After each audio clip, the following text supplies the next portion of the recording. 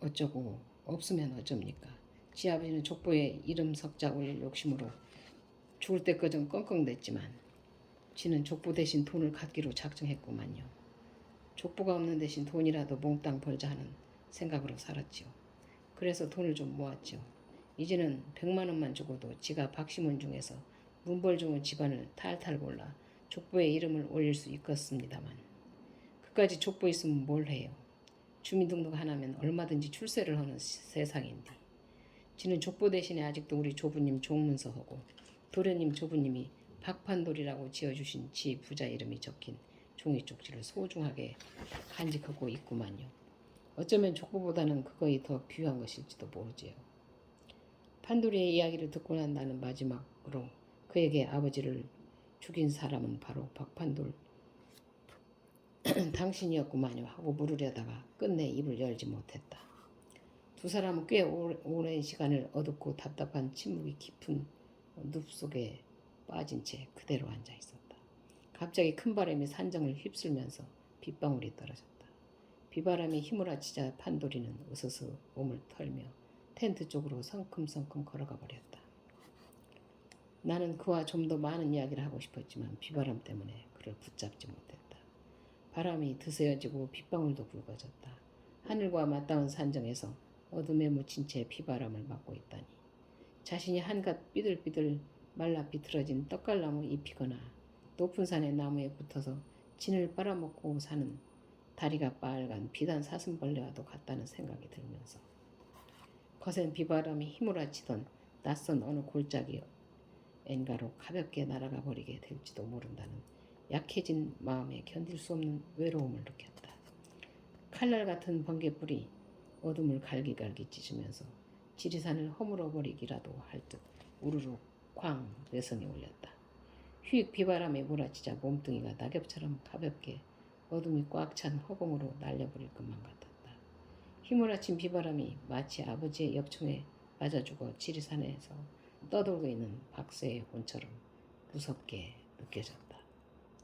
원한에 찬 박쇠의 혼이 우두둑 내 머리칼을 쥐어뜯으며 나를 골짜기 후미진 곳에 떼기치듯 메어칠 것만 같았다.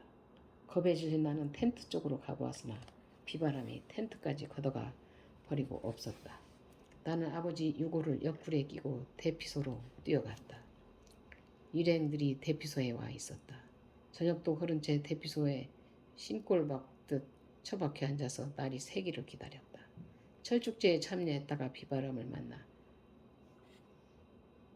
찾아든 등반객들이 자꾸 몰려들어 대피소는 발을 들여놓을 틈도 없었다. 이따금 박영감이 내게 말을 건네면서 큰 목소리로 박검사 하고 불렀는데 그때마다 대피소에 가득 처박힌 등산객들이 부러움도 존경도 아닌 눈으로 나를 가볍게 흘겨보았다.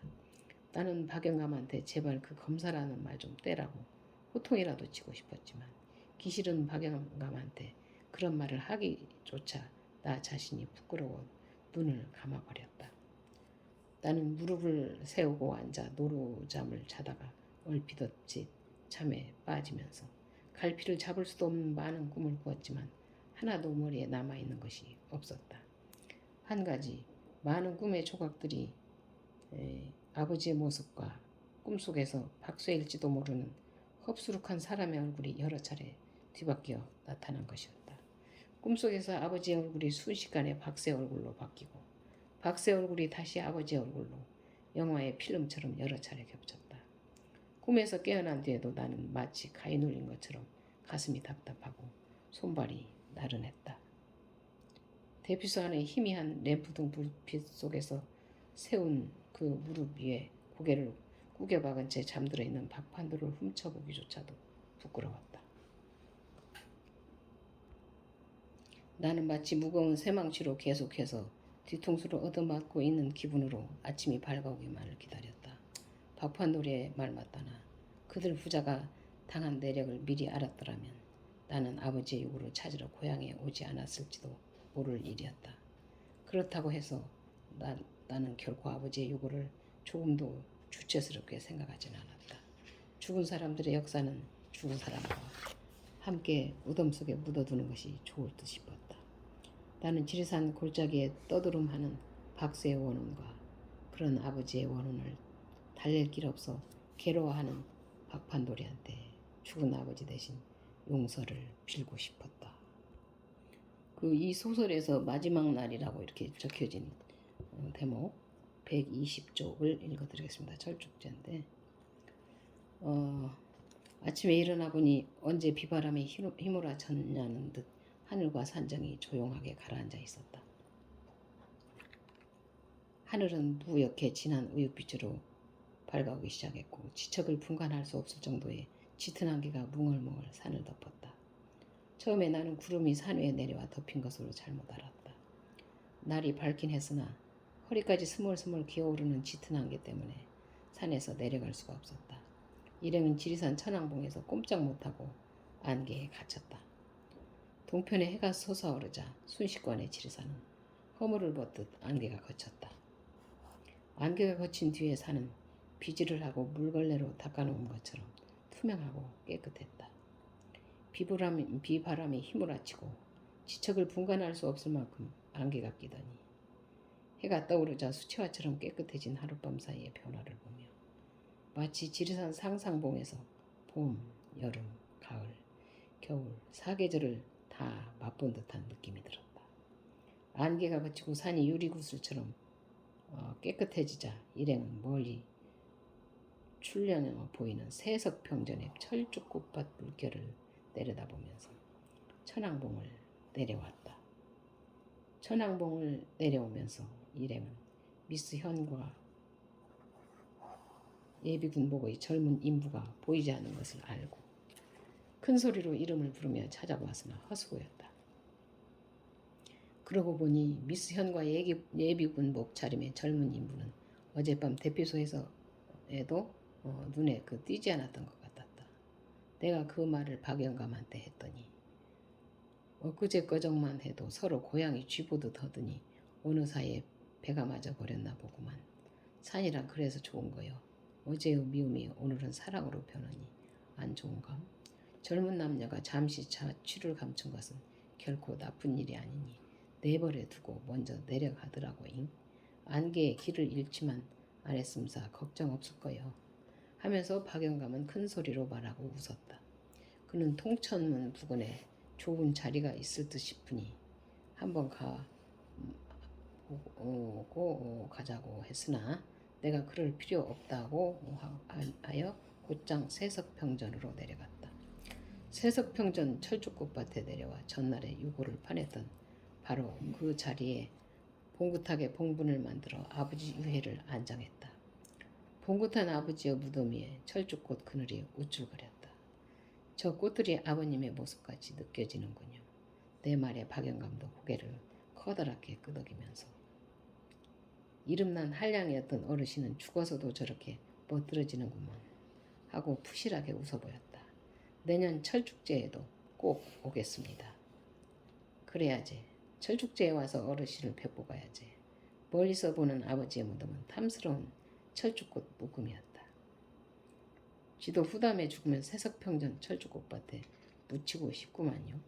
지금껏 말이 없던 박판돌이의 그 말에 나는 처음으로 그를 보며 찡긋 웃었다. 어둑어둑해서야 대성동 골짜기를 타고 신흥에 도착한 일행은 화계를 거쳐 구례역까지 가는 마지막 버스를 탈 수가 있었다. 나는 쌍계사 입구 용광에서 내렸다. 마음이 착잡한 나는 쌍계사에서 하룻밤 쉬면서 이것저것 생각들을 정리한 다음 화계에 나가서 광주 가는 직행버스를 탈 요량이었다. 판돌씨, 내년 철축제 때 만납시다. 그리고 미안합니다. 아버지 대신 제가 사과하지요. 나는 버스가 용광에서 멎자 박판돌이의 코앞에 불쑥 손을 내밀었다. 박판돌은 엉겁결에 내 손을 잡고 악수를 하면서도 얼떨떨해하는 얼굴로 박영감을 돌아다보았다. 그때 박영감은 방앗공이처럼 커다랗게 고개를 끄덕였다. 박판돌과 악수를 끝낸 나는 세석평전 아버지의 새 무덤 옆에서 꺾어 들고 온 철쭉꽃 한 가지를 그에게 주고 여차장에게 떼밀다시피 하여 버스에서 내렸다. 철쭉꽃을 받아든 박판돌이가 차창 밖으로 손을 흔들었다. 나는 무심히 손을 들어 바람처럼 저었다. 쌍계사에서 종소리가 울렸다. 그 종소리에 긴 여운에 희끄무레한 밝음이 밀려가고 그 위로 어둠이 무겁게 내리깔렸다. 버스가 사라질 때까지 멀뚱하게 서서 손을 들었던 나는 뒤로 돌아서서 두 팔을 벌리고 어둠 속에 아버지 같은 모습으로 웅숭구리고 앉아있는 지리산을 가슴 안으로 힘껏 끌어안았다. 덩치 큰 지리산이 가슴 뻐근하게 와 안기면서 구멍이 뚫린 것처럼 허탈해졌다. 이상으로 문순태의 중편소설 철쭉제를 오늘로써 다 읽었습니다. 이틀 후면 이제 우리 민속 명절인 추석이 됩니다. 낭독의 이명림 시인이었습니다.